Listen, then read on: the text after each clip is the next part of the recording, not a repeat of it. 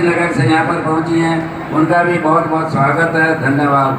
हमारे बीच में श्री विजय सुखीजा जी गदरपुर मुक्ति धाम के अध्यक्ष यहाँ पर पहुँचे हैं, उनका भी मैं बहुत धन्यवाद करता हूँ। हमारे बीच में सुनील खेड़ा जी हमारे भाई साहब रुद्रपुर से यहाँ पर पहुँचे हैं, उनका भी बहुत बहुत धन्यवाद। हमारे बीच में हमारे गदरपुर नगर पालिका के चेयरमैन साहब मिंटू गुम्बर जी, मनोज कुमार मिंटू जी यहाँ पर पहुँचे हैं, उनका बहुत बहुत धन्यवाद। हमारे सोमनाथ छाबड़ा जी श्री जय भवानी जागरण मंडल के अध्यक्ष हैं, ये भी यहाँ पर पहुँचे हैं, इनका भी स्वागत है। हमारे बीच में श्री जसपाल अरोरा जी रुद्रपुर से यहाँ पर पहुँचे हैं, उनका भी हार्दिक स्वागत है। हमारे बीच में अशोक भुट्टी जी गदरपुर से, श्री सुभाष तनेजा जी किच्छा से पंजाबी सभा के कार्यकर्ता, ये भी इनका भी बहुत बहुत स्वागत है, धन्यवाद। हम हाथ उठाकर कहते हैं हम हो गए राधा रानी के, हम हाथ उठाकर कहते हैं हम हो गए राधा रानी के, हम हो गए राधा रानी के, हम हो गए राधा रानी के, हम हो गए राधा रानी के, हम हो गए राधा रानी के, हम हो गए राधा रानी के, हम हो गए सतगुरु प्यारे के, हम हो गए सतगुरु प्यारे के। इधर लाइट का सिस्टम चला दो, तब तक आप नहीं बोल रहे हैं, उठाओ धन्यवाद, उठाइए ना, ताली बजाओ ना। हाँ, जिसके पास ये 2 हाथ हैं जरूर उठाए, जिसके पास नहीं है उससे नहीं कमोड़ जाना, कोई प्रार्थना नहीं करें, हम हाथ उठाकर कहते हैं, हम हाथ उठाकर कहते हैं, हम हाथ उठाकर कहते हैं, हाथ उठाकर कहते हैं, हो गए राधा रानी के, हो गए राधा रानी के, हम हो गए राधा रानी के, हम हो गए श्यामा प्यारी के, हम हो गए राधा रानी के, हम हो गए श्यामा प्यारी के, हम हो गए राधा रानी के, हो गए राधा रानी के। बुलाओ ना राधे नाम की ताली।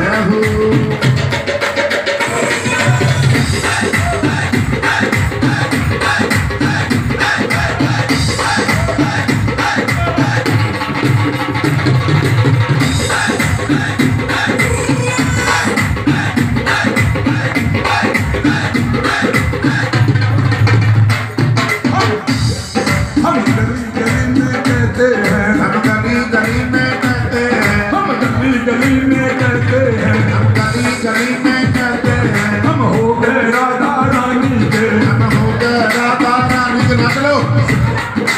हम शोर मचा कर कहते हैं, शोर मचा कर कहते हैं, हम शोर मचा कर कहते हैं, शोर मचा कर कहते हैं, ये शोर है तो मेरा सा बड़ा कमजोर मचा कर कहते हैं, हम शोर मचा कर कहते हैं, हम शोर मचा कर कहते हैं, हम हो गए राधा रानी के, हम हो गए राधा रानी के।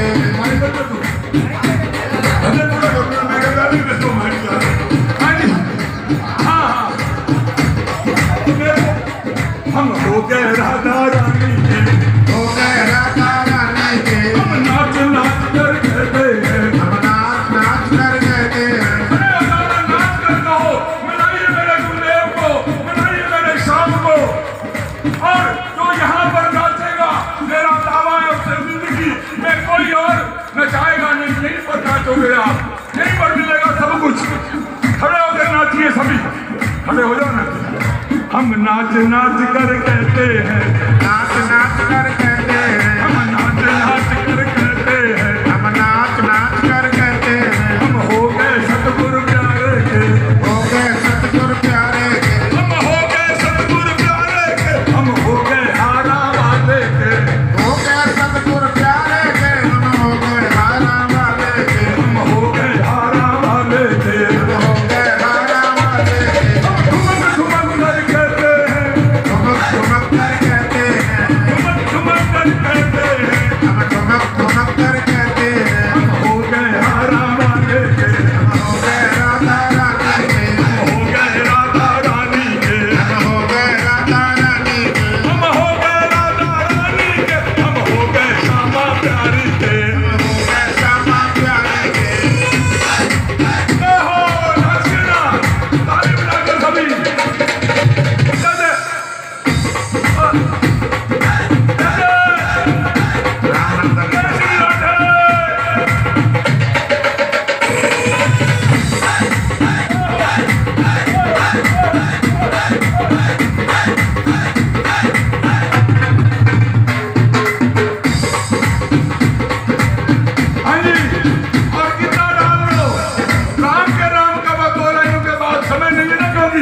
राम नाम दा कीता नी तू पाले जिंदे मेरिए राम नाम दा कीता नी तू पाले जिंदे मेरिए राम नाम दा कीता नी तू पाले जिंदे मेरिए राम नाम दा कीता नी तू पाले जिंदे मेरिए सिद्धा पाले पुट्ठा पाले सिद्धा पाले पुट्ठा पाले पाले जिंदे मेरिए सिद्धा पाले पुट्ठा पाले पाले जिंदे मेरिए सिद्धा पाले पुट्ठा पाले सिद्धा पाले पुट्ठा पाले पाले जिंदे मेरिए राम नाम दा कीता नी तू पाले जिंदे मेरिए राम नाम दा कीता नी तू पाले जिंदे मेरिए राम नाम दा कीता नी तू पाले जिंदे मेरिए ओ राम की राम का नाच कर धूम कर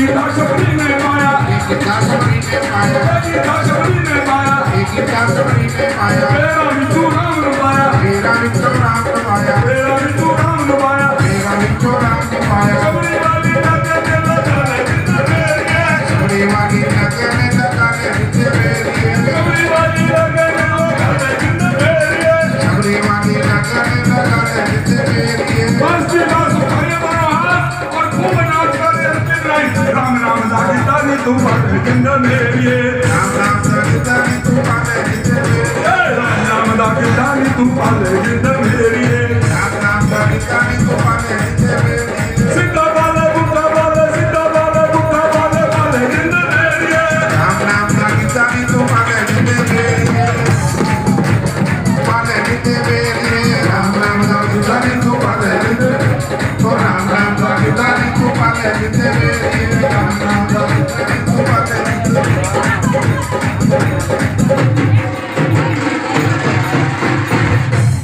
हो जाते हैं। कुछ कमियां भी पैदा होनी समाज में चालू हो जाती है। यानी भगवान ने हर चीज का जोड़ा बनाया है, सत्य का असत्य का, आदमी का औरत का, भाई का बहन का, पति का पत्नी का। इसी तरह अच्छाई और बुराई का भी जोड़ा भगवान ने बनाया है। जब कहीं अच्छाई चलती है तो उसकी परछाई और बुराई भी चलनी चालू हो जाती है। आजकल समाज में क्या चीज पैदा हो गई है, मैं एक छोटी सी एक लाइन की बोध कथा, मुझे ज़्यादा लंबा चौड़ा भाषण देना तो आता नहीं है। संघ का हम भगवान से प्रार्थना करते हैं कि हमारे पंडित जी की बाणी में माँ सरस्वती सीधा बैठ जाए ताकि लोगों का ये कल्याण करे। ऐसी इनकी भाषा है, ऐसा इनका मन है। तो मैं तो एक बोध कथा के माध्यम से अपनी बात को खत्म करूँगा। माताओं बहनों, एक राजा था, बहुत बढ़िया था। उसके यहाँ एक दिन साधु आया, सबने खाना खाया उसके यहाँ, एक साधु ने खाना नहीं खाया। लोगों ने उसको मनाया, बोला नहीं मैं खाना नहीं खाऊंगा। महाराजा के पास संदेशा गया कि साहब एक तपस्वी आया, महात्मा आया, वो खाना नहीं खा रहा। उसको बुलाया गया, उसने कहा भाई खाना क्यों नहीं खा रहे हो? उस साधु महात्मा ने कहा कि देखो भाई, मैं खाना तो खा लेता, मुझे भूख भी लगी है, लेकिन दिक्कत यह है कि खाने के बदले पैसा देने के लिए मेरे पास नहीं है और मैं फोकट का खाना नहीं खाता हूँ। बहुत समझाया गया, महात्मा नहीं माना। राजा बोला कि मेरा सिद्धांत है कि मेरे यहाँ से कोई भूखा नहीं जाता। और तपस्वी बोले, साधु बोले कि मैं बिना पैसे दिए खाता नहीं हूँ। दोनों अपनी जगह जिद पर अड़े हुए। महाराज ने कहा कि कोई तो रास्ता होगा। तो साधु ने कहा मेरे पास कुछ नहीं देने के लिए। तो राजा ने कहा आपके पास देने के लिए जो है वो दे दो और भोजन कर लो, जो दोगे मैं ले लूंगा। तो साधु महात्मा ने कहा कि देखो प्रभु, मेरे पास देने के लिए कुछ नहीं है, मैं तो ब्राह्मण आदमी हूँ, मेरे पास तो 3 वचन है। माता बहनों ध्यान देना, आपके बच्चों के काम आएंगे। 3 वचन है, 3। मैं तीनों वचन आपको दूंगा, आप ईमानदारी से उसको ग्रहण कर लेना, उसके बाद में भोजन कर लूंगा। राजा ने कहा कि ठीक है प्रभु, आप तीनों वचन तो मैं स्वीकार कर लूंगा। तो उसने कहा हाथ में गंगा जल लो। राजा ने गंगा जल लिया। तो महात्मा बोले कि पहला वचन राजा आपको मानना है कि चाहे कुछ हो जाए, आपके बगल से गंगा जी निकलती हैं, बिना गंगा जी में नहाए हुए तुम गद्दी पे नहीं बैठोगे। ये वचन लो। उसने कहा जी मैं तैयार हूं। बोला दूसरा वचन, आपके दरबार में कोई भी आए कभी किसी का अपमान मत करना, जो बन पाए अच्छा ही करना, बुरा मत करना। उन्होंने, राजा ने कहा महाराज तीसरा वचन दीजिए। महात्मा ने कहा तीसरा वचन है कि चाहे जो मर्जी हो जाए, आंखों से दिखाई भी पड़े, लेकिन कभी किसी पे शक मत करना। क्या मत करना? कभी किसी पे शक मत करना। तो 3 वचन महात्मा ने दिए।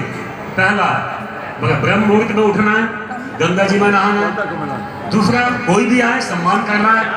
तीसरा, किसी पे शक नहीं करना। शर्त तय हो गई। महात्मा ने भोजन किया, महात्मा गायब हो गए। अगले दिन से इम्तिहान चालू। राजा ब्रह्म मुहूर्त में उठा, गंगा जी में स्नान करने गया। जैसे ही गंगा जी में डुबकी मारने को हुए, एक महिला के रोने की आवाज आई। राजा उस महिला के पास तक पहुंचने की कोशिश की। उसने कहा माता आप कौन हो, क्यों रो रही हो? तो उस महिला ने आवाज दी कि रोना इसलिए है कि इस देश का जो राजा है ना, यहाँ का बहुत अच्छा आदमी है, बहुत ही बढ़िया आदमी है। मुझे तकलीफ इस बात की है कि राजा कल खत्म होने वाला है, कल वो मर जाएगा। तो राजा ने कहा कि माता वो कैसे मरेगा? तो उस महिला ने कहा कि कल काले पहाड़ से काला नाग आएगा, इतने बजे आएगा, और वो आके राजा को डस लेगा, राजा खत्म हो जाएगा।